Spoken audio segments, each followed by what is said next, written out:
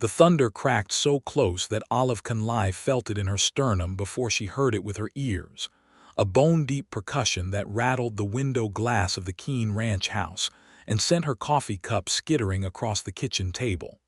She caught it with both hands, her knuckles going white, and for one terrible second she stood completely still, listening to what came after the thunder.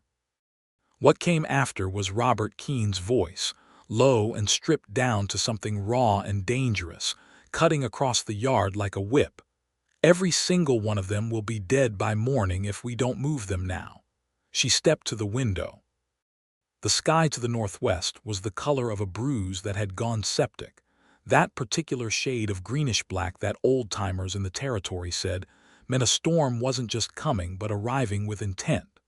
Robert stood in the yard with his foreman Hatch, a heavy-set man who had ridden with him for 11 years and who was currently shaking his head in a way that made Olive's stomach drop. "Road's already flooding at Miller's Creek," Hatch said. "You ride out there in that, you're not coming back before it hits full, and you don't know where half those cattle are sitting." "I know this land," Robert said. "You know this land in good weather. That storm is going to turn every gulch into a river and every flat into a lake. I'm telling you, Robert, let the herd go. We can rebuild." The silence that followed that sentence was the most terrifying thing Olive had heard in months, and she had heard a great many terrifying things since arriving at the Keene ranch 7 weeks ago as a hired cook and housekeeper. Brought out from Missouri after the death of her employer, there left her with no position and fewer options. 7 weeks of learning the geography of this man's silences, of understanding that Robert Keene's quiet was never empty. It was always full of something he was deciding. "We cannot rebuild," he said finally, and the flatness in his voice was not despair, it was fact. "Not from this, not with what we owe Hargrove." The name Hargrove landed between the two men like a stone dropped into still water. Hatch looked away. Robert did not. And that was when Olive Conley set down her coffee cup, walked to the coat pegs by the back door, took her heavy wool riding coat from its hook and began pulling on her boots. She had not been asked. She had not been invited.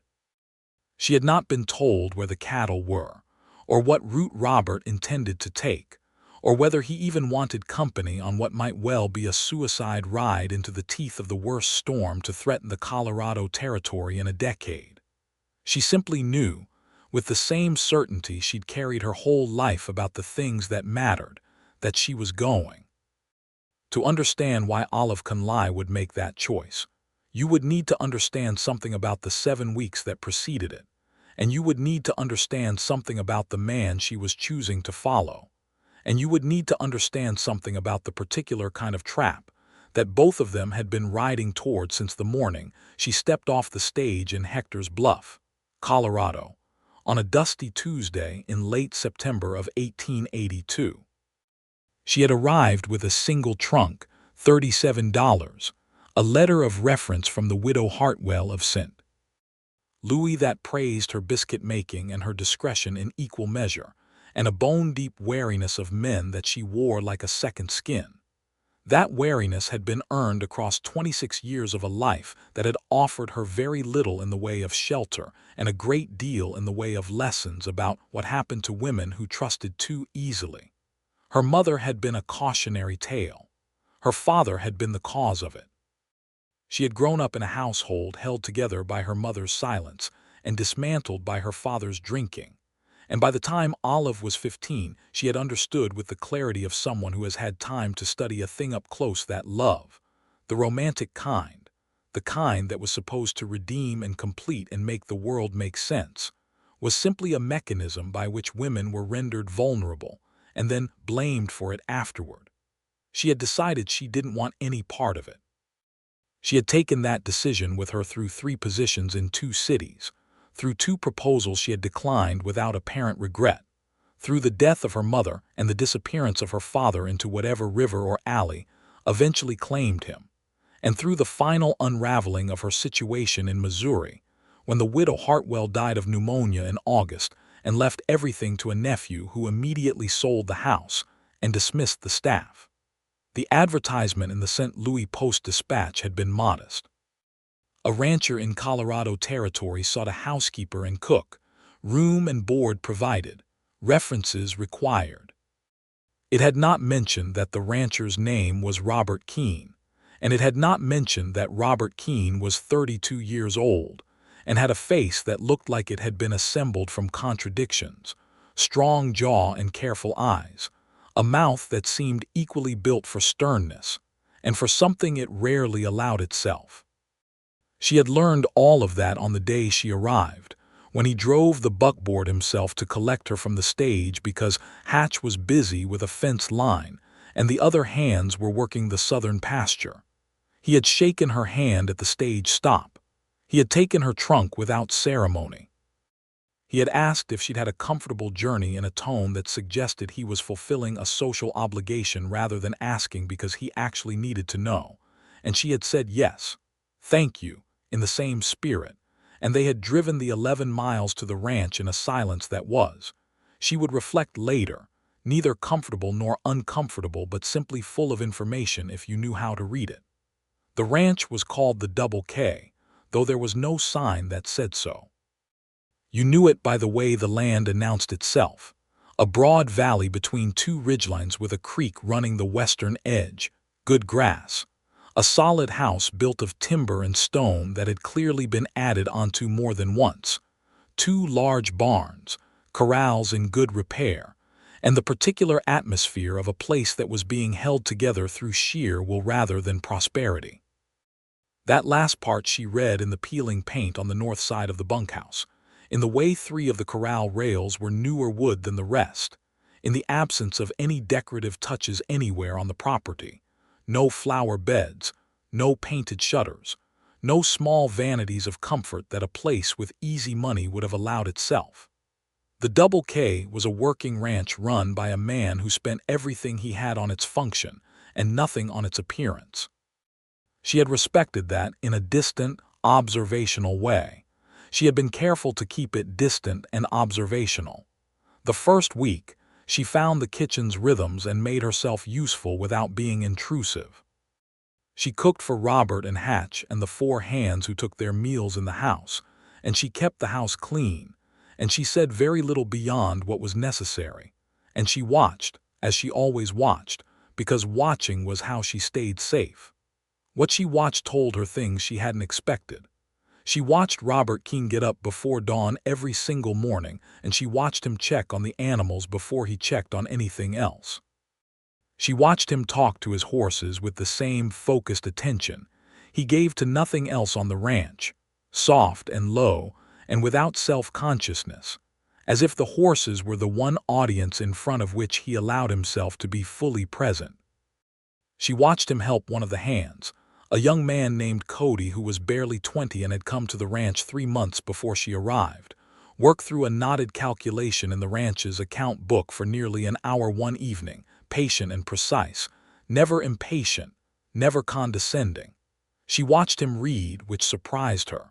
He had a shelf of books in the main room that was not decorative. The spines were cracked and the pages were soft.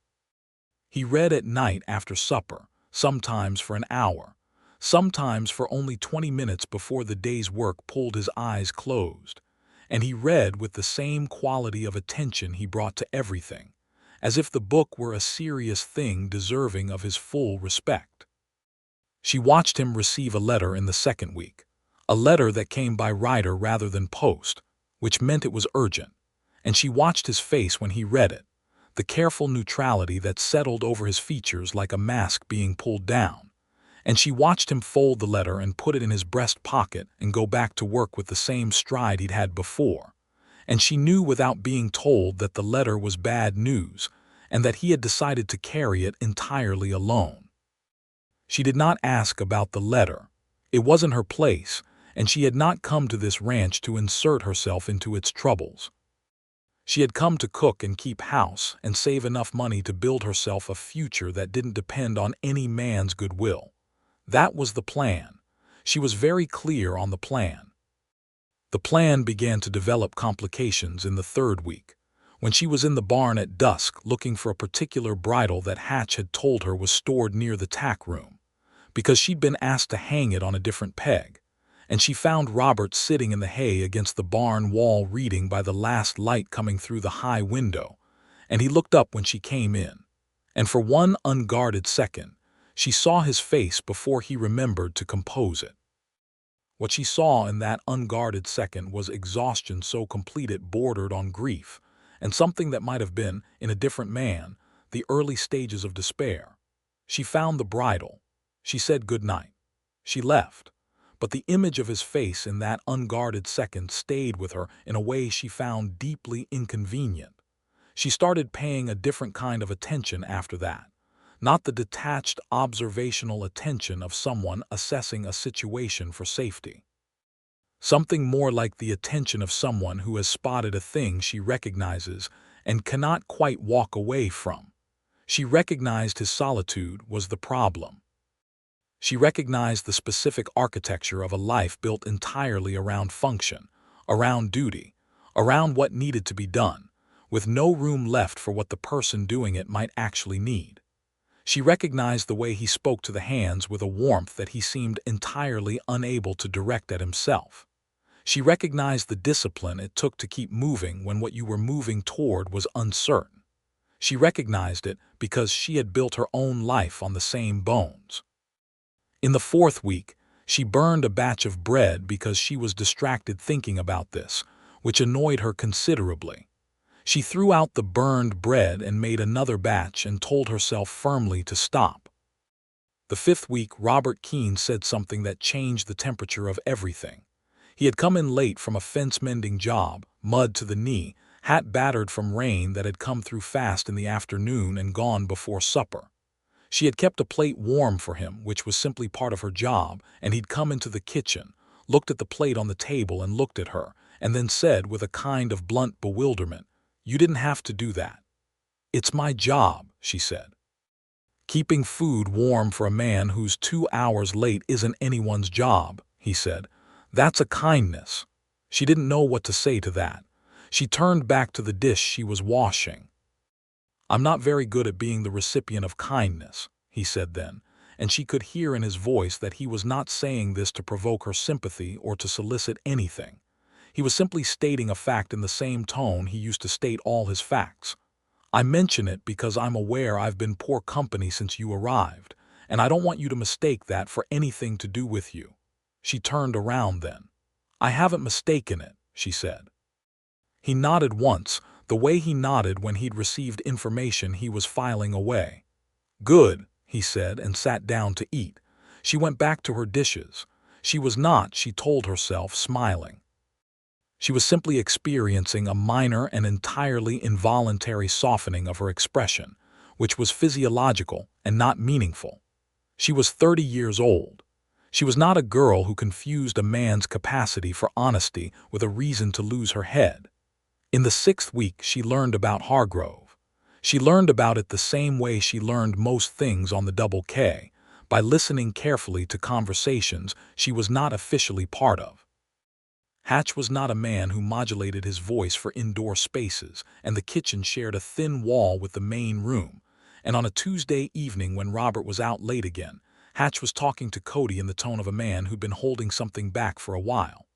"The bank note comes due in February," Hatch said. "And if the herd doesn't make weight at market this fall, there's no making February. Hargrove knows it. That's why he's circling." "Who's Hargrove?" Cody asked. "Man who wants this land," Hatch said. "Been wanting it since Robert's father died and left the debt. Hargrove holds a second note on the property, smaller one, but he's got a lawyer who's very creative about what it permits him to do if the primary note defaults. Robert doesn't talk about it, but he's been fighting this for 3 years. Can he win?" A pause. "He can win if the fall drive goes well. He can win if nothing goes wrong between now and January. He can win if the weather holds and the cattle stay healthy and the market price holds where it was in September." Hatch's voice was not unkind, but it was not hopeful either. "That's a lot of things that need to go right." Olive had stood in her kitchen with a dish towel in her hands and felt something shift in her chest with an almost audible click, like a lock engaging. She understood now what she'd seen in his face in the barn. She understood why the ranch had no decorative paint and no flower beds. She understood why the letter that came by Ryder in the second week had been received with that careful, blanketing neutrality. He was fighting alone for something his father had built and something he'd chosen to carry, and he was fighting it with the particular dignity of someone who would rather die trying than ask for help. She thought about that for 3 days. She did not do anything about it. There was nothing to do. She was the hired housekeeper. She made bread and kept the house clean and cooked supper, and none of that was going to solve a problem that was fundamentally about money and weather and market forces, and a predatory man named Hargrove who'd been circling this land for 3 years. But she started watching Robert Keene with a third kind of attention then. Not the careful safety mapping attention of her first week, and not the reluctant recognition of her fourth week. Something newer.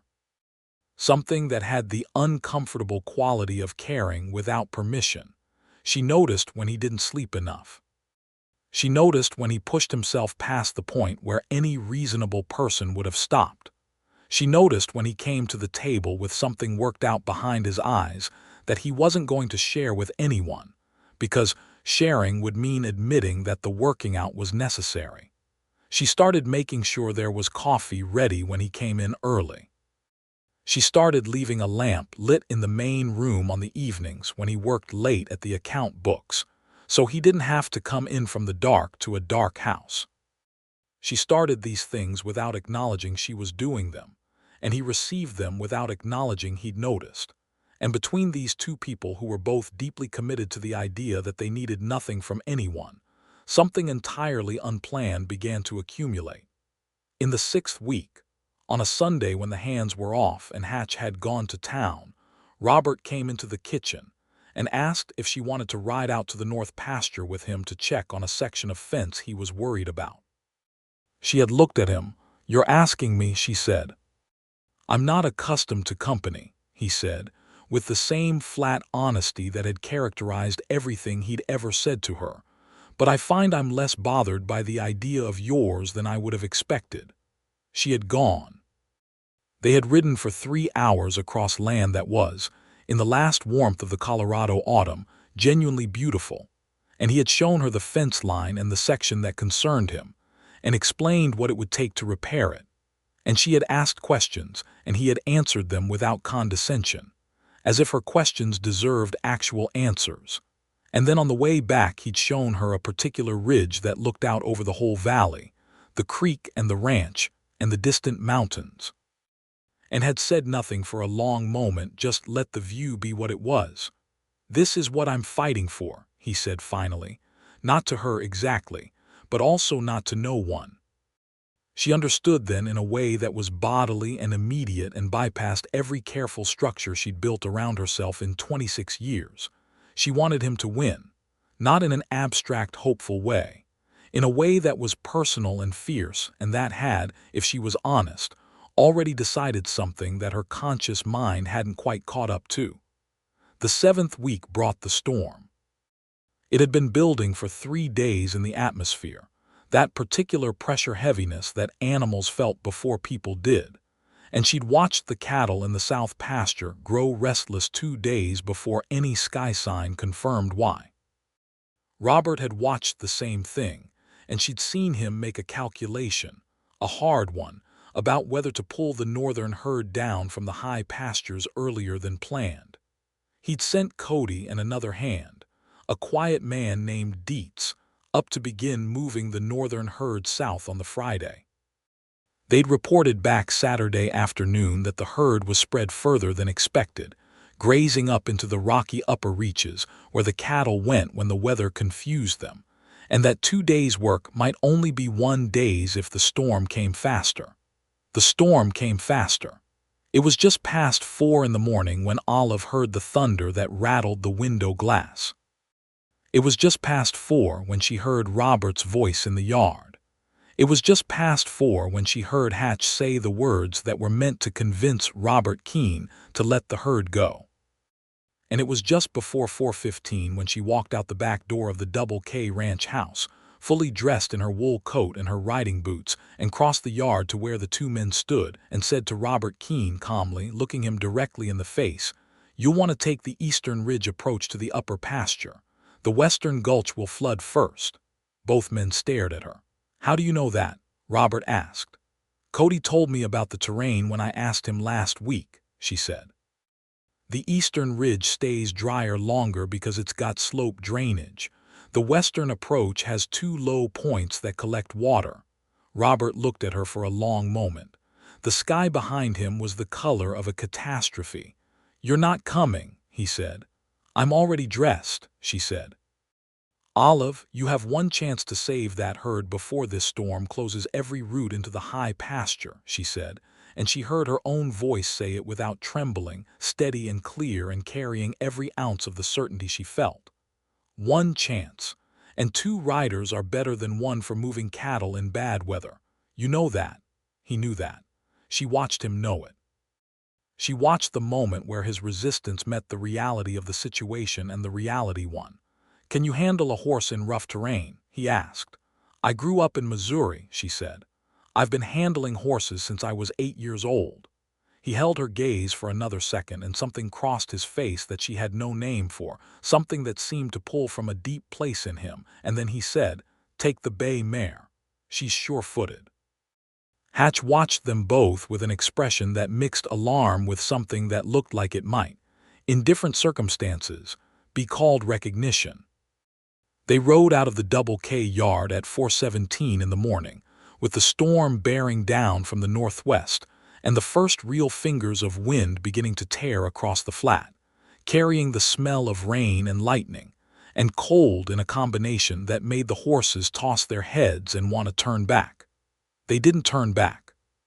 She kept the bay mare close behind Robert's big gray, following his line exactly, trusting his knowledge of the dark terrain, and trusting her own horsemanship to keep up with him across ground she didn't know as well as she knew herself. He rode fast but not reckless, the way a man rides who knows what the landscape will and won't forgive, and she matched his pace with a focus that narrowed the whole world to the horse beneath her and the rider ahead of her, and the ground coming fast under the mare's hooves. They crossed Miller's Creek at a shallow point she wouldn't have found on her own, water already up to the horse's knees and cold enough to shock, and she kept the mare moving through it without letting her panic, pressing her forward with her legs and her voice, steady and low, and they made the other side and Robert looked back once, just once, checking that she was still there, and when he saw that she was, he faced forward again and pushed the gray harder. The eastern ridge approach was everything Cody had described. It climbed steeply enough that both horses had to work, but it drained well, and though the wind was building every minute with a ferocity that made conversation impossible, the footing held. She could feel the storm's edge pressing against them like a physical wall, pushing from the northwest, and she understood with animal clarity that they had perhaps 90 minutes before the full force of it arrived and changed everything. They reached the high pasture in just under an hour. The cattle were there. 230 head of beef cattle that represented every dollar of Robert Keene's future, scattered across a plateau that was already beginning to receive the rain's advance guard. A thin, stinging mist that wasn't yet rain but was the promise of it, cold and insistent, and the leading edge of something catastrophic. Robert pulled up beside her at the edge of the herd and turned his horse. "We need them moving south," he said, and his voice was the voice of a man who was entirely in his element now, fear converted to pure function. "I'll take the north and east edges, push them toward you. You ride the south edge, keep them from scattering back down the wrong drainage." "Understood," she said. What followed was 2 hours of the most demanding physical work of Olive Conley's life. She had ridden horses since she was a child, but she had never worked cattle, and the bay mare, bless her, seemed to know more about it than her rider, responding to shifts in the herd's direction with a quickness and intelligence that Olive simply had to trust and follow. She held the south edge of the herd as the cattle, disturbed by the storm's approach and the rider's pressure, began to move in that particular chaotic-seeming, but actually manageable way that cattle move when they're being pushed rather than panicked. The rain hit properly 20 minutes into it, not the polite advance mist but the full-throated storm, and it hit sideways, driven by a wind that had been building itself into something with real intention. She pulled her hat low and tucked her chin and kept riding, kept the pressure steady on the south edge, talking to the mare and to herself in the same low, continuous murmur that meant nothing except that she was still there and still present and still asking the horse to keep going. She heard Robert's shout from the other side of the herd, a directional call, and she responded by pushing her edge of the herd more firmly to the left, into the path he was opening, and the herd began to move more consistently, the leaders finding the direction and the rest following with that communal instinct that made cattle simultaneously the most frustrating and the most manageable of animals. They lost count of time. The storm had erased it. The world contracted to the immediate circle of visibility, which grew smaller as the rain intensified, and she navigated by sound and by the bay mare's ears and by the direction of Robert's voice when she could hear it, which was not always. There was one terrible moment, about 40 minutes in, when a crack of lightning so close she felt it in her fillings spooked a section of the herd badly enough that they broke right into the drainage that led to the wrong side of the ridge, and she turned the mare and pushed hard after them, galloping in the rain and the dark with her heart in her throat, and she cut them off at the drainage mouth. The mare performing an act of pure athletic grace that swung the breakaway animals back into the main flow before they'd gotten 20 yards into the wrong territory. She was breathing like she'd run it herself when Robert appeared beside her out of the rain. "Are you all right?" he said. "Yes," she said, and she was. She was absolutely all right. She was more thoroughly and completely present in her own body than she'd felt in years, and she was not going to examine what that said about her. "Good riding," he said. He said it the way he said everything, without decoration, and it meant more to her for that reason. They pushed the herd south for another hour and a quarter in the teeth of the storm, following the eastern ridge down into the sheltered valley where the ranch's south pastures offered protection, and where Hatch, God bless him, had ridden out when the storm broke full to open the south pasture gates and be ready to receive whatever came. The herd came through at 6:47 in the morning. 228 head by Robert's count made it down. 2 animals were lost somewhere in the high pasture, a loss he would feel but not dwell on, because 2 lost out of 230 in those conditions was not a tragedy. It was a consequence, and consequences could be survived. Hatch met them at the gate. He looked at them both, soaked through and covered in mud and still on their horses, and he looked at the herd streaming past into the safety of the south pasture, and he pressed his lips together in a way that was, for Hatch, the equivalent of a standing ovation. "I'll get the hands to do a count," he said. "You two get inside." They rode to the barn in the thinning rain. The worst of the storm had passed over quickly, the way those fast movers do, leaving behind a cold and dripping world that looked wrung out and exhausted. She dismounted on legs that shook slightly, which she found she didn't mind because the shaking was earned. Robert unsaddled the gray himself, which he always did, and she unsaddled the bay mare, and they worked in parallel in the barn's silence, the horses steaming slightly and clearly ready for feed and rest. She brought the mare her grain and her water and smoothed a hand down the animal's neck and said, quietly, "Good girl."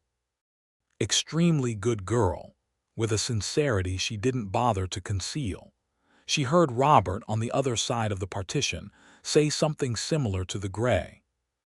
When she came around to wash her hands at the barn's water barrel, he was already there doing the same, and they were both soaked and filthy, and she was fairly certain she had a long scratch on her cheek from a branch she hadn't ducked quickly enough in the dark, and he had mud all the way up one side of his face from some fall or near fall she hadn't witnessed. And they looked at each other, just looked, and something about the looking was entirely different from all the careful, managed looking they'd done before. He reached up without apparent thought and touched the scratch on her cheek with 2 fingers. Light, brief, barely a touch at all, checking, just checking. She did not step back. "It's fine," she said. "It's bleeding a little," he said. "It's fine," she said again, and her voice was steady, though something beneath the steadiness was not steady at all. He lowered his hand. He looked at her with an expression that was doing several things at once, taking inventory of her, dealing with whatever the inventory was making him feel, deciding something. "Why did you do that?" he asked. "Ride out, you didn't have to. You would have gone alone," she said. "Yes." "That was foolish," she said. "Yes," he said again, with a directness that almost made her smile. "Probably. I couldn't stand by and watch you ride into that alone," she said, and she meant it to sound neutral, a practical statement about efficiency and safety, but she heard it land with a weight that made it something else, and he heard it too. She could tell by the way something shifted in his face, some carefully maintained distance beginning to close. "Olive," he said. "Don't," she said. "I haven't said anything yet." "I know what you're going to say," she said. "You're going to say something careful and honest and probably slightly awkward, and you're going to say it because what just happened between us, out there in that storm, is sitting in this barn right now, and we both know it, and you're going to try to address it before I have a chance to pretend it isn't there." He was quiet for a moment. "That's more or less accurate," he said. She looked at him. "Robert," she said, and it was the first time she'd used his given name, she realized, in 7 weeks. He heard it too. She saw him hear it. "I came here with very specific plans," she said, "about what my life was going to be and what I was not going to let it become." "I understand plans," he said. "I know you do. Mine haven't been surviving contact with the present particularly well either," he said. The barn was quiet around them, the rain outside reduced to a light tapping on the roof, the horses moving softly in their stalls, the world gone gray and washed and very still after the violence of the storm. "I'm not very good at this," she said. "Neither am I," he said. "I don't trust easily." "I know." "Do you?" she asked. "Do you know that?" "Because I'm not sure how you'd know that." "Because I've been watching you the same way you've been watching me," he said, and this time the directness of it was so clean and unambiguous that it bypassed every defense she'd constructed and landed somewhere central and unprotected. "Carefully, to understand, because understanding a thing is the only way I know how to be safe around it." She felt her breath do something complicated. "And what do you understand?" she asked. He considered this with the seriousness he brought to everything. "I understand that you are braver than you allow people to see," he said. "I understand that you take care of things you've decided matter to you in ways that are effective and quiet, and that don't announce themselves. I understand that you have reasons, old reasons, for keeping people at a particular distance. And I understand," he paused, and she watched him make the decision to continue, "that this morning, when you walked out of that house dressed to ride in a storm you knew nothing about, and told me what I needed to hear about the Eastern Ridge, something in me that has been very closed for a very long time wanted to be less closed. The silence after that was the most significant silence of her life. She stood in it and let it be what it was. "I have to be honest with you about something," he said. She waited. "The ranch is in a difficult position," he said.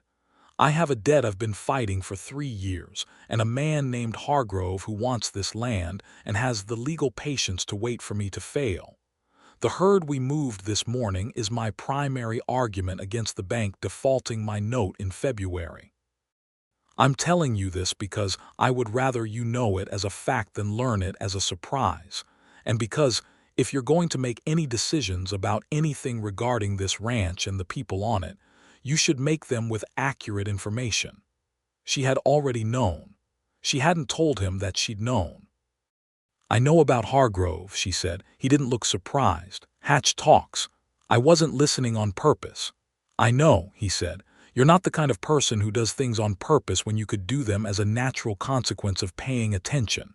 She wasn't sure whether that was an observation or a compliment. It felt like both. "Does it change anything?" he asked. "Knowing the situation?" "No," she said, and she was surprised by how immediate and uncomplicated the answer was. "No, it doesn't change anything." He looked at her, and this time the looking had no careful management in it at all. It was simply him looking at her, the full weight of a person who had been disciplined about not wanting things, deciding, consciously, to want one. "I don't know how to do this well," he said. "I should tell you that. I was engaged once 4 years ago to a woman who left when it became clear that this ranch was not going to be a comfortable life. I don't blame her for it, but it left me with—" He stopped.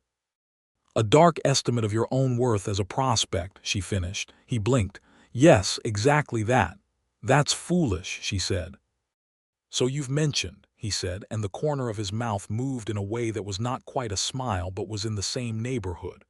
"Robert," she said, and again his name in her mouth did that thing, shifted the atmosphere between them. "I did not come to this ranch looking for any of this. I want you to understand that. I had a plan, and the plan was practical, and it did not include any of this."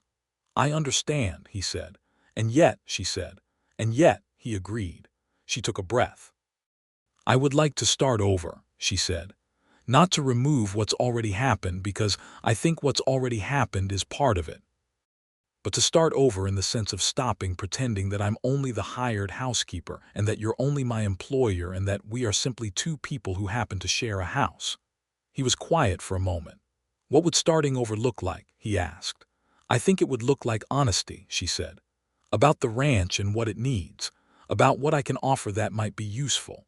About what I am actually and what you are actually, and whether those two things are in any way compatible." He nodded slowly. "That's a reasonable proposition," he said. "Good," she said. "Olive, yes. Would you like to have supper with me tonight?" He asked, and it was so plain and so deliberate, so entirely him, that she felt something crack open behind her ribs in a way she decided not to run from. "Yes," she said. "I would." They went inside. She made coffee and he built up the fire in the main room, and they sat at opposite ends of the table that she'd laid and he'd eaten at alone for 3 years, and they talked. They talked for 2 hours over food that neither of them ate particularly efficiently, because they kept getting distracted by the conversation, which moved from the practical to the personal in a way that felt entirely natural given what the morning had been. He told her about his father, a good man who had taken on more debt than he'd understood in the expansion years of the 70s, when the cattle business had seemed like it would perpetually go up. He told her about learning this ranch from the ground up, as a boy, and about inheriting it with the debt attached, and about Hargrove appearing at the funeral like a man who'd been counting down a timer. He told it without self-pity or dramatics, just as the sequence of facts that had led to now. She told him about Missouri and about the work she'd done there, and about the widow Hartwell, who had been, she said, the first person in her adult life who had treated her with genuine and consistent respect. She told him about her mother in brief, careful sentences, and he listened with his full attention, not interrupting, not rushing to fill the pauses with something easier, just letting her say what she said at the pace she said it.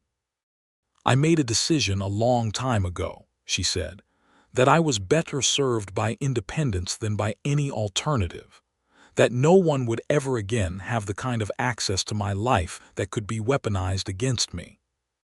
"That's not an unreasonable decision," he said. "No," she said, "it wasn't, but decisions that were reasonable when they were made don't always remain reasonable. Circumstances change." He looked at her across the table. "They do," he said. She met his eyes and held them and felt, for the first time in years, neither threatened nor performing.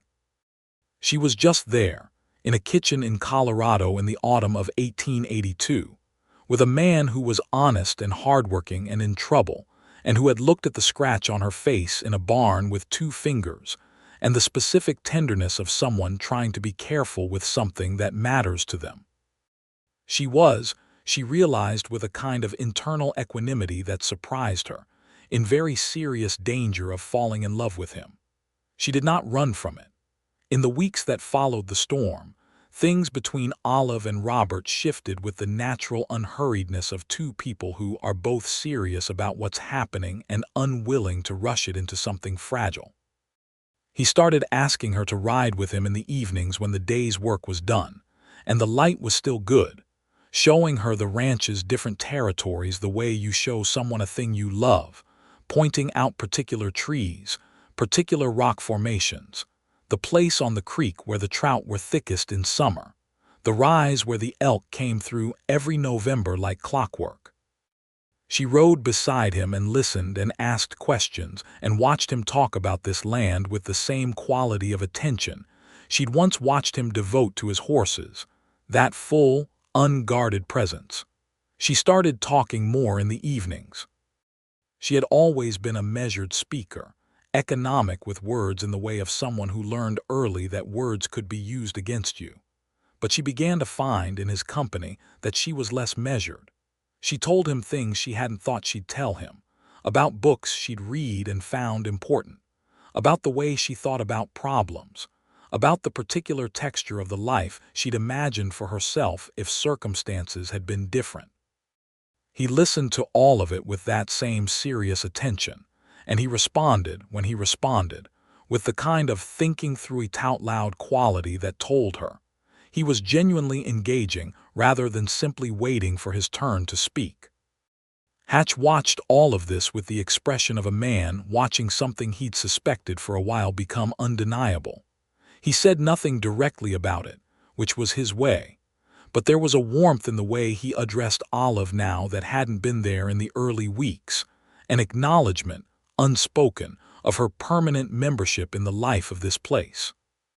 The drive to market happened in November, a 10-day affair that took Robert and Hatch and the hands down to the railhead at Pueblo with 226 head of cattle. Olive stayed at the ranch because that was the practical arrangement, and she managed the place in their absence with a competence that surprised even herself, handling a minor fence emergency and a sick horse, and a question about feed stocks that she resolved by consulting the account books with the same serious attention Robert brought to them. When he came back, she had supper on the table and a lamp in the window. He walked in the door and stopped when he saw her, the way a person stops when something they'd been allowing themselves to want is suddenly real and in front of them. "Market price held," he said. "How well?" "Enough," he said, and there was in his voice something she hadn't heard before, something lighter, that February looks possible, not certain, but possible. "Robert," she said, "yes, that's wonderful." He crossed the kitchen to where she was standing and he stopped very close to her, close enough that she could feel the cold still coming off his coat and see the exhaustion and the relief warring in his face. "I thought about you every day," he said. She had thought about him every day too. She didn't say it yet. She looked at him for a moment. Then she reached up and put her hand against his jaw, the same gesture he'd made toward her in the barn after the storm, and the same thing passed between them that had passed then, the specific charge of two people dropping the last of their careful distance. He covered her hand with his. They stood like that for a moment in the kitchen with the supper getting cold and the lamp burning in the window and the Colorado night black and cold outside, and she thought, with a clarity she hadn't expected and didn't question, that she had never in her life felt this particular kind of safety. Not the safety of being protected from things. The safety of being fully seen and remaining wanted. He asked her to marry him on a Sunday in December, not with flowers or with speeches, because he was not a man who did things with flowers or speeches. He asked her while they were walking the fence line on the western edge of the property, both of them in their heaviest coats, the ground frozen underfoot and their breath making clouds in the cold air, and he said without preamble, "I would like to marry you if you consider it. I know this ranch is a difficult prospect and I know I'm not an easy man. But I would spend my life trying to be worth it." She stopped walking. She turned and looked at him. She thought about the woman she had been when she arrived at Hector's Bluff. The one with $37 and a letter of reference and a carefully constructed life that had no room in it for this. She thought about all the decisions that had led her here, all the things she'd told herself about what she didn't need and wouldn't allow and would be better off without. She thought about a man riding alone into a storm that would have killed him. She thought about how she had not been asked to ride out with him, and how she had gone anyway, and how that choice, made before she'd consciously named what she felt, had been the truest thing she'd done in years. "Yes," she said. And then she added, because she was who she was, You should know that I will not become a woman who stops having opinions simply because she's married. I'll have opinions about the cattle and the account books and the fence lines and all of it." He looked at her, and the smile that crossed his face was the fullest and most unguarded smile she had seen from him, and it rearranged his whole face into something that was almost startling in its warmth. "I'm counting on it," he said. They were married in January, at the small church in Hector's Bluff, with Hatch standing up for Robert and the minister's wife standing up for Olive, and Cody and Dietz and the other hands in the first 2 rows in their best clothes, which were not very fancy but were clearly their best, and the temperature outside was 12 degrees and neither of them noticed.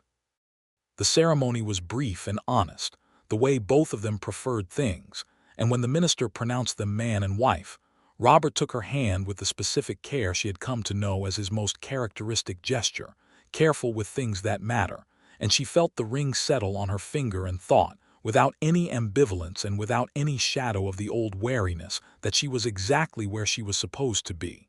February arrived. The note came due. Robert made the payment. It was not comfortable. It was not without sacrifice. He sold 2 horses he'd have preferred to keep, and they ate simply through the winter, and there were several weeks where the account balance was thin enough that Olive, reviewing the books with the attention she brought to everything now, felt a tightness in her throat that she managed and did not dwell on. But he made it. The note was paid. The primary bank balance survived. And Hargrove, who had been waiting with the patience of a man accustomed to other people's failures, received word from the bank that the default he'd been positioning for had not occurred and was, for the foreseeable future, not occurring, and he had no further legal argument for intervention. On the day Robert received written confirmation from the bank that the note was settled current, he sat at the kitchen table with the letter in his hands and was very quiet for a long time. Olive sat across from him and let him have the quiet. Then he put the letter down and looked at her. "We're going to be all right," he said. "Yes," she said. "We are." Spring came to the Double K with a thoroughness and generosity that felt, after the winter they'd had, like something earned. The grass came in thick and green, and the cattle that had made it through the storm and the hard months were healthy and breeding well, and Robert began a careful expansion. Not reckless, never reckless, just the steady adding of depth that a man makes when he can finally see a future that extends more than 6 months. Hargrove made one more attempt. He sent a lawyer to the ranch in March with an argument about a water rights technicality that Robert had apparently overlooked in one of the original land purchase documents. It was a clever argument, Olive had to admit when she read it, carefully constructed by someone who knew exactly what he was looking for. It was also, she realized after 2 evenings with the original documents and a careful comparison of the relevant Colorado territorial statutes, which she had obtained from the library in town, largely inaccurate. She wrote a response, a detailed and specific one, citing the relevant statutes and the exact language of the original documents and the specific case law from the Colorado courts that had addressed similar claims. She wrote it with the calm precision of someone who has found a problem she knows how to solve and is simply doing so. She showed it to Robert. He read it twice. He looked at her. "Where did you learn to do this?" he asked. "I worked for a lawyer for 3 months in 1879, she said, "before the widow Hartwell. It didn't suit me overall, but I paid attention." He looked at the letter again. "Olive," he said. "Yes. I think you may be the most formidably capable person I've ever met."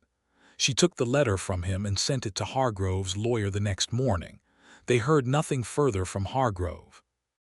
She learned later, from talk that circulated through Hector's Bluff, the way talk does in small territories, that Hargrove had redirected his attention to another piece of land in the next county, apparently deciding that the Double K was no longer the straightforward acquisition it had once appeared to be.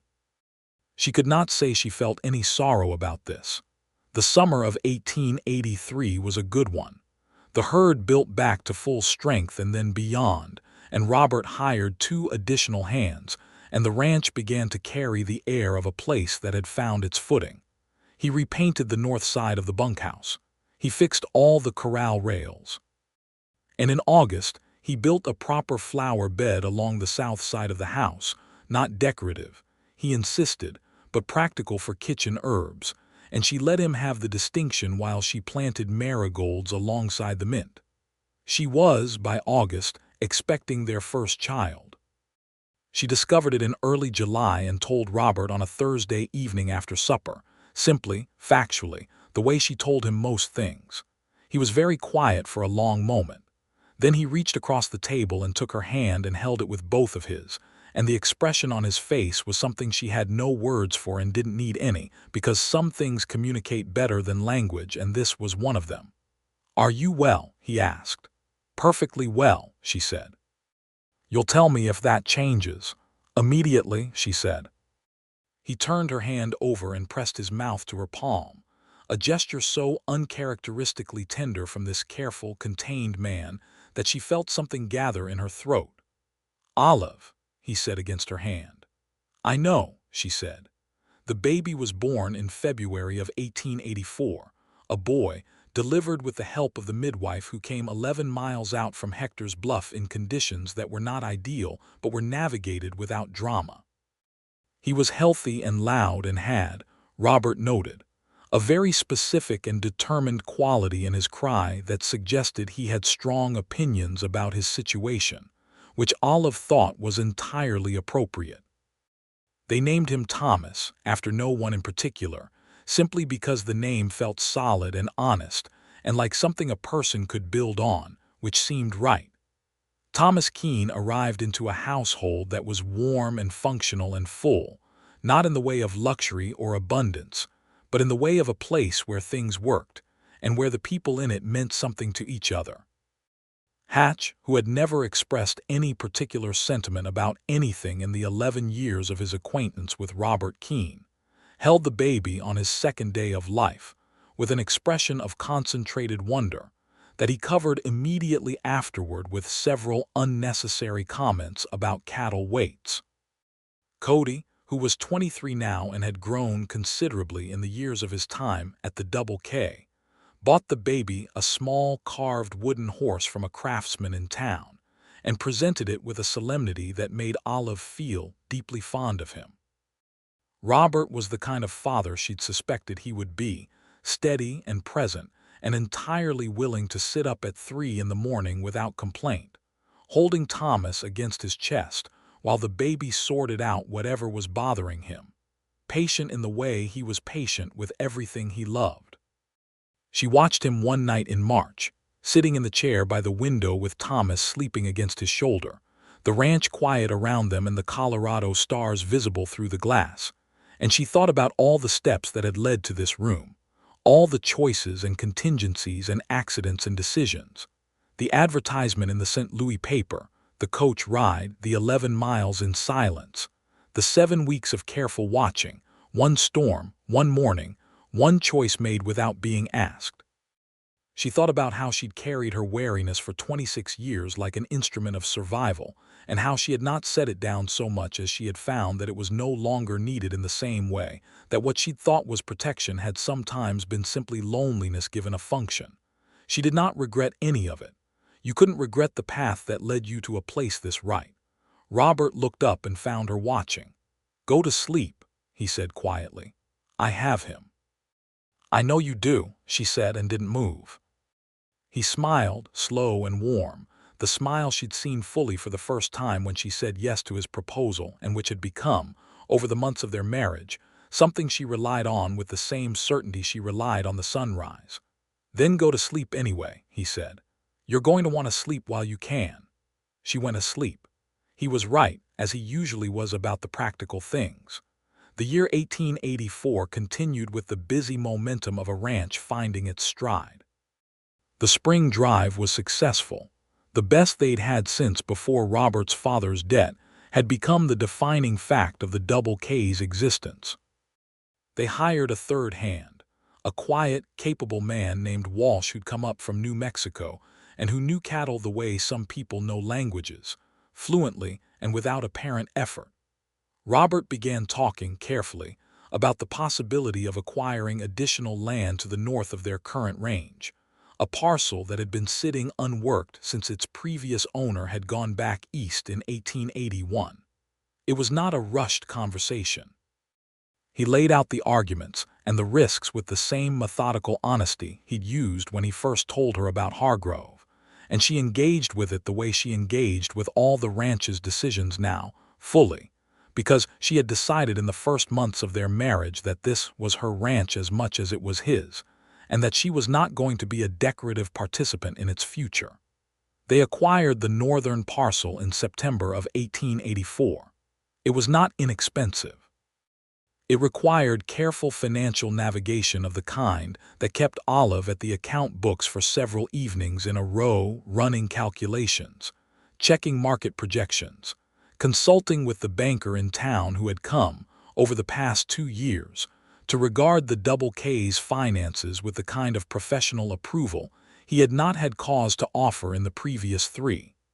But it worked. The northern parcel added good grazing land, and more importantly, added a second water source, a small but reliable creek that would make the ranch substantially more resilient to the kind of summer dryness that had plagued the region in the late 70s. Robert walked the northern boundary of the new land with her on a Sunday afternoon in October, Thomas on her hip because he was 8 months old and didn't see any reason to be left out of things, and he pointed out the water feature and the grass quality, and the particular slope of the terrain that would work well for overwintering cattle. She listened and looked and said, "We should put a line cabin up here by next spring, for when the hands are working this section." "I was thinking the same thing," he said. "Of course you were," she said. "Is that smug?" he asked. "It's accurate," she said. He took Thomas from her and tucked the baby into the crook of his arm and looked at the land around them, their land, the original valley of the Double K, and now this northern addition, all of it under an October sky so blue it was almost aggressive, and he looked back at her. "I have something I want to tell you," he said. She waited. "I have not been in my life a man who was given to expressing things he felt," he said, with the careful deliberateness of someone choosing words that are going to matter. "I think you know this. I think you chose, for reasons I am still somewhat astonished by, to stay anyway. And I think you have made in the time since every aspect of this life better than it was." "Robert, I'm not finished," he said. She closed her mouth. "I want you to know," he said, "that I was losing this place before you came, not just financially, I mean the place itself, what it was supposed to be. I had made it into a problem I was managing rather than a life I was living, and I had stopped being able to tell the difference. And then you arrived and you watched everything with that serious, careful attention of yours, and you rode out into a storm I should not have asked you to ride into, and you changed the direction of something that was going wrong in a way I hadn't found the words for." He stopped. Thomas made a small sound, content in his father's arms, and a hawk moved across the sky above them, lazy and unhurried. "I love you," Robert said. "I don't say it enough. I'm aware of that. I'm going to try to do better about it." She looked at him for a long moment. She had not grown up in a house where love was said. She had grown up in a house where love was supposed to be implied by presence and obliterated by behavior, and the word itself had felt, for most of her adult life, like a kind of false currency, something people offered that cost them nothing and meant less than they claimed. She had learned in this marriage, in this specific man's company, that the word meant exactly as much or as little as the person saying it was willing to put behind it. And Robert Keene put everything behind everything he said. That was simply who he was. "I love you too," she said. She said it without ceremony or qualification, clearly, in the open air of their land, and she meant every syllable of it with the whole weight of who she was. He exhaled in a way that told her he'd needed to hear it, and that surprised her, because she'd thought his confidence in her feelings was settled. She made a note to herself to be less economical about saying it. They walked back to the ranch house with the baby between them, and the afternoon light was golden in the way only October light in Colorado achieves, and she thought that there was no photograph that could capture this, no painting, No version of it that was not just this exact thing. This walk, this man, this small warm weight of their son, this land that had been saved and was now simply theirs. The years that followed the Double K's turning point were not without their difficulties, because no honest account of a life in the Colorado Territory in the 1880s could be. But they were difficulties that were met from a position of stability and partnership, and two very capable people who approached problems with the same seriousness they brought to everything. There was the drought summer of 1886, which required the kind of emergency feed supplementation that cost more than they'd planned, and sent Olive back to the account books with an intensity that she channeled cleanly rather than carrying as anxiety, because anxiety was not productive and clear-eyed problem-solving was. There was the dispute with a neighboring rancher named Tillman about a shared fence line that dragged on for 8 months before Olive and Tillman's wife, a capable woman named Bernadette who she had gradually developed a genuine friendship with, essentially resolved it between themselves over supper one evening and presented their husbands with a mutually agreeable solution. Robert had looked at the agreement she brought home and said, with perfectly genuine admiration, "How?" "Bernadette and I have been talking about it for 2 months," she said. "We simply needed to identify the actual problem, which was not about the fence at all. It was about water access to the east field in dry years. Once we addressed the actual problem, the fence was easy." He had looked at her for a moment. "I'm going to stop being surprised by this," he said. "That would be efficient," she agreed. In 1887, Thomas had a little brother.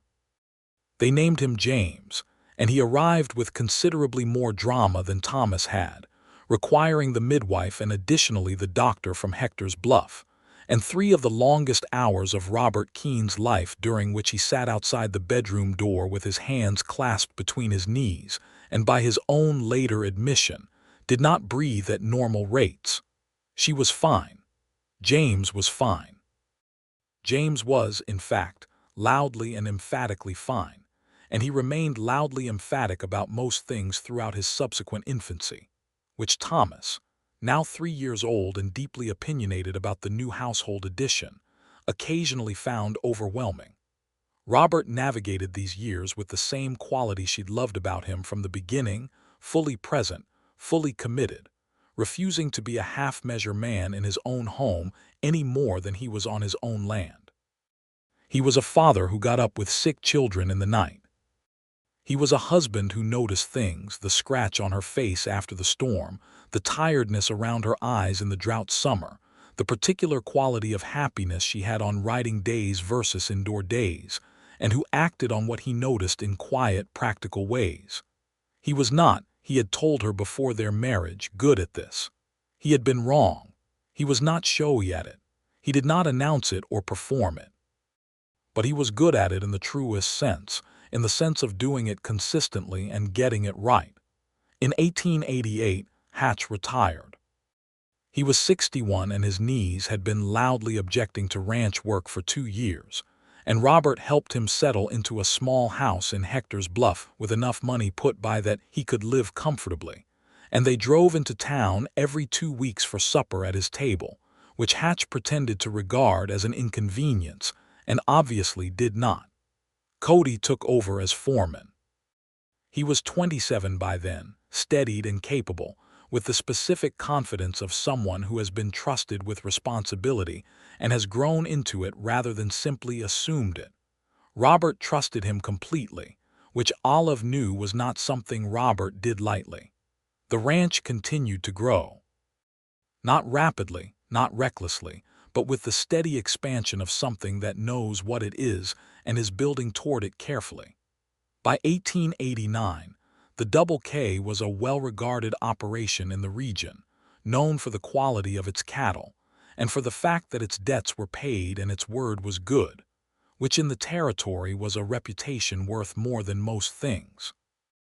Olive had become, by this time, a person of some standing in Hector's Bluff in her own right, separate from her standing as Robert Keene's wife, though the two were not uncorrelated. She was involved in the establishment of the town's small library, which she had lobbied for with the persistent and organized patience she brought to all her causes. She was the person other women in the area sought out when they had legal or financial questions they didn't know how to begin addressing, because word of the Hargrove lawyer incident had spread in the way that useful information does among people who need it. She was known as a woman who would give you her honest opinion without sugar on it, which some people found uncomfortable and many people found invaluable. She was known as a woman who paid her accounts on time and her compliments sparingly and her attention fully, which in a world where attention was perhaps the most genuinely scarce resource, mattered. She was known, most of all, as the woman who had ridden into the storm with Robert Keene the night the whole Double K was balanced on the edge, and who had come back with the herd and her husband both, and who had, in the years since, demonstrated that this had not been a spectacular exception, but simply a characteristic act of someone who was exactly who she appeared to be. Thomas started school in the fall of 1889. He was 5.5 and had, from his earliest capacity for it, been fascinated by numbers in a way that pleased Olive and baffled Robert, who had a perfectly functional relationship with numbers but no particular feeling for them. Thomas had a feeling for them. He would do sums in his head while doing other things, and announce the results with a casual certainty that the schoolteacher in Hector's Bluff, a sharp woman named Miss Alderton, said she had not encountered before. James, at 2, was a different creature entirely, physical and curious and fearless in a way that kept everyone on their feet. He had no apparent interest in numbers but a comprehensive interest in everything that moved, animals and machines and people and weather, a cataloging appetite for the physical world that Olive recognized, with a private smile, as something she'd seen before.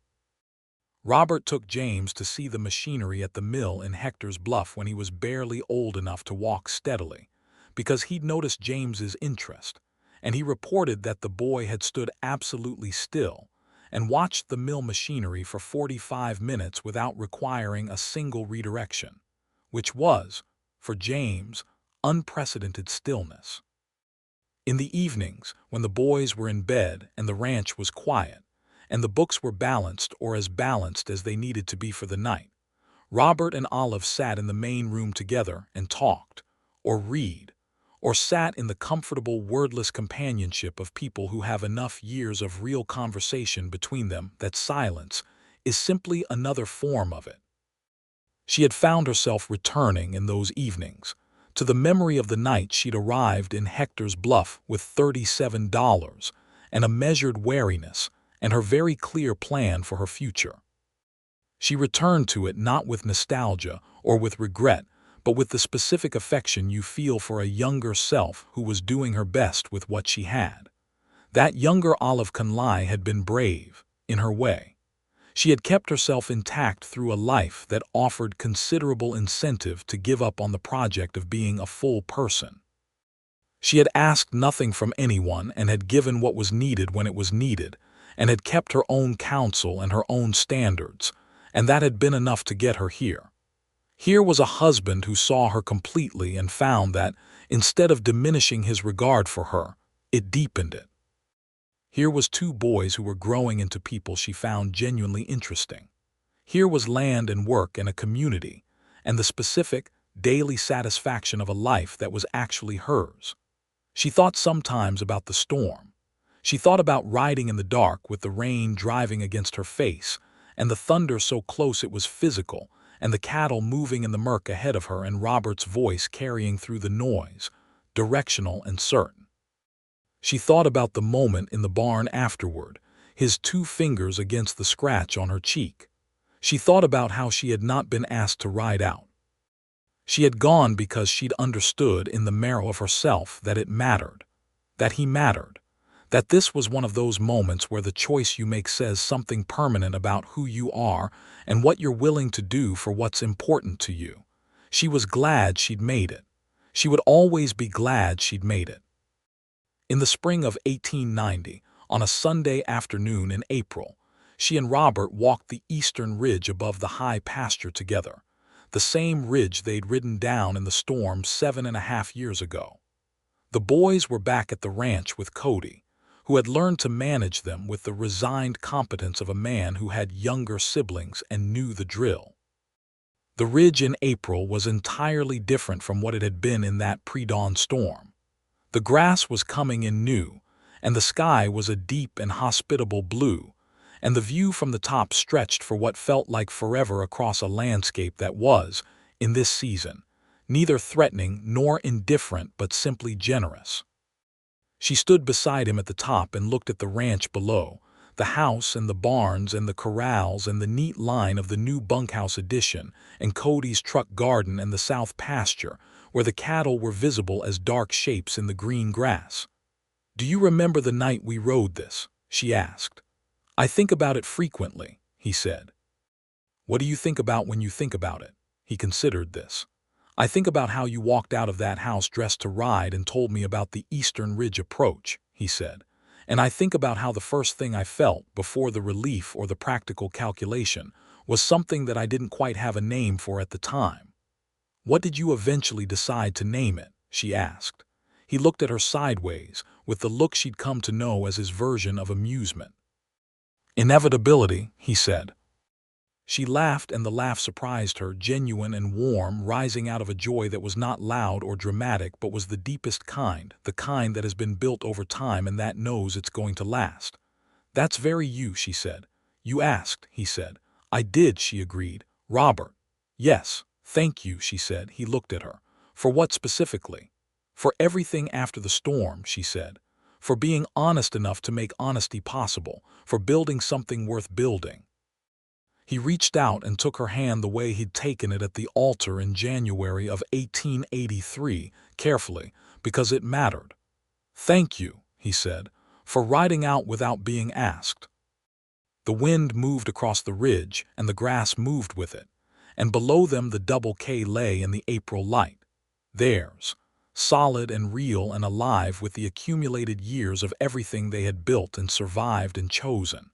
And she held his hand and looked at her life and found it, without reservation, without shadow, without the old wariness lifting its head to question whether something this right could really be trusted, simply and entirely good. She leaned against him slightly, the way she did in the evenings in the main room when they'd been reading long enough that the distance between them in their chairs seemed unnecessary. He put his arm around her, and they stood on the eastern ridge in the April sun, and let the view be what it was. And it was, in the way of all the truly important things, exactly enough. Thomas came home from school that autumn with a book on arithmetic that he carried like a treasure, and was apparently reluctant to be separated from even at supper time. Miss Alderton had told Olive at the quarterly parent meeting that she had never had a student with quite Thomas's particular aptitude, and that she intended, if it was agreeable to his parents, to write to the territorial school board about the possibility of additional resources. It was entirely agreeable to his parents. James, at 4, had recently developed a passionate and specific interest in horses, which Robert was cultivating with a patience and delight that made Olive's heart contract in the best possible way. He had begun the process of teaching James the basics of the barn, the names of the horses, the grain and the water, and the manner of approaching an animal correctly. And James received all of this with an intensity of attention that suggested he had found, very young, the language his nature spoke best. There was a third child coming by 1891. She told Robert in October in the kitchen with the same directness she'd told him about Thomas, and he received it in the same way, the quiet, the careful holding of her hand, though this time he also said, with a warmth and ease that 8 years of marriage had made natural, "I love you." And she said it back without any effort at all, because she had gotten better at it, as promised. The third child was a daughter, born in June of 1891, and they named her Clara, and she arrived with Thomas's calm and James's lungs and Robert's eyes, and Olive's evident determination to take everything seriously, which became apparent astonishingly quickly for someone who was only a few days old. Robert held Clara for the first time and looked at his wife and said, very quietly, "She looks like you." "She has your eyes," Olive said. "She has your expression," he said. "That look of having just decided something and being ready to defend it." Olive looked at her daughter. "Good," she said. The double K in the early 1890s was exactly what Robert Keene had hoped to make it when he'd taken it over from his father's estate with the debt around its neck and Hargrove circling in the distance. It was a working ranch that worked, that paid its way, that treated the men on its payroll fairly, and that maintained the land it occupied with the specific care of people who intended to pass it on to children who would pass it on to their children. Cody had married a woman named Ruth in 1890, a practical and funny woman from a family that had been in the territory since before it was a territory, and Ruth and Olive had developed the kind of friendship that happens between capable women who recognize each other. Ruth took on the bookwork for the ranch's expansion, a natural division that left Olive more time for the library project, which had become by 1892 a genuine small library with over 300 volumes and a reading program for the children in the area. Hatch came to Sunday supper every other week and argued with Thomas about arithmetic, which Thomas won every time with cheerful precision, and held Clara on his knee with the expression of a man who had stumbled onto something late in life that he hadn't known he needed. The injustice of what had been done to the land and the people who'd been on it before was not something Olive could remedy.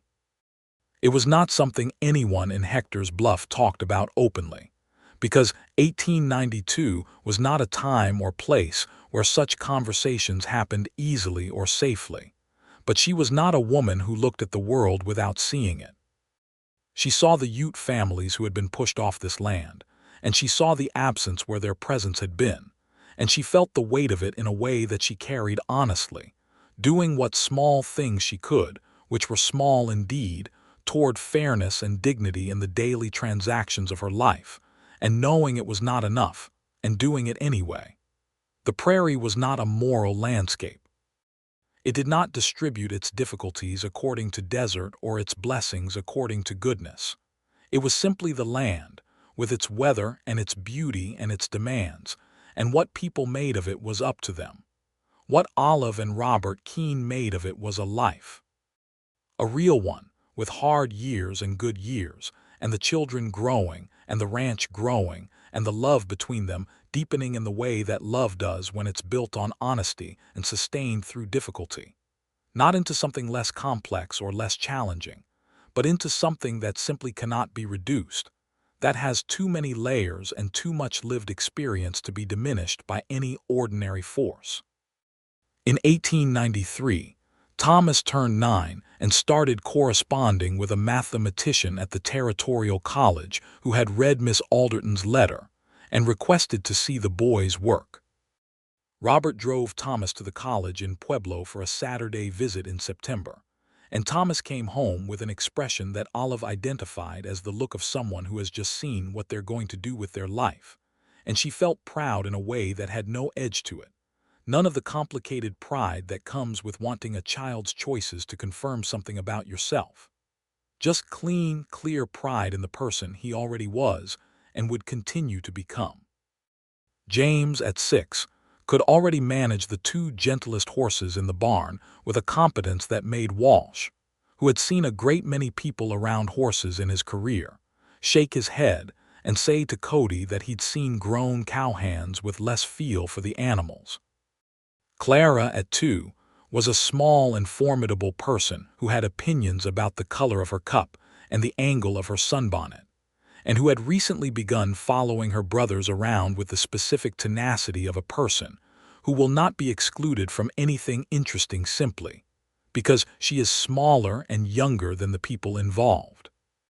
Olive watched her daughter navigate the yard one afternoon, Clara in her best determined toddler stride, heading after Thomas and James with an expression that could only be described as purposeful, and she thought about the young woman she'd been, clear-eyed and alone and building her defenses brick by brick, and she thought about what Clara would grow up knowing, which was that she was entirely wanted, entirely worthy of the space she occupied, entirely capable of making decisions that mattered, and that the world, at least in the version she was growing up in, was not organized primarily to diminish her.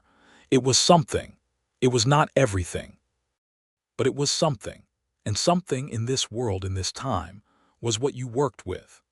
Robert found her by the fence watching the children, and he stood beside her for a moment in the quiet of the late afternoon, and she leaned into him the way she did, and he put his arm around her the way he did, and Clara saw them from across the yard and changed direction, abandoning the pursuit of her brothers with the pragmatic flexibility of a person who has identified a better option. She arrived at their legs, announced herself with a firm pat to each of them, and held her arms up to her father with the expression of someone who expects this request to be honored immediately. He picked her up and settled her against his chest, and she looked out at the yard from this height with the satisfied air of someone who has correctly identified the optimal position. Olive laughed. "That look," she said. "Completely inexplicable," Robert said, and his eyes were warm. She put her hand on his arm, on Clara's back, on the small weight of this moment that was theirs, and she felt the Colorado afternoon sun on her face and heard Thomas and James arguing about something at the far end of the yard and felt the solid, familiar warmth of her husband beside her. And she knew, with the same certainty she'd known everything that had ever been true for her, that this was as good as life could be made to be, and that she had made it, and that they had made it, and that the making of it had been worth every complicated year of the path that had led here. The storm was 7 years behind them. The debt was gone. Hargrove had turned his attention elsewhere, and then, as she heard it, had died in 1891 of heart failure, ending whatever threat he'd represented as completely as anything could be ended. The Double K ran well and was run well and would, she intended, be running well long after both of them were gone, because they were building it to last, which was the only way she knew how to build anything. She had arrived in the Colorado territory with a letter of reference that praised her biscuit-making and her discretion. She had stayed because a man she hadn't been looking for had needed her in a storm, and she had recognized the need, and she had gone, and he had let her. And from that point forward, the story had been the one she'd chosen to be part of, entirely and without reservation, which was the only way she knew how to choose anything either. It was, she thought, a very good story. She was very glad to be in it.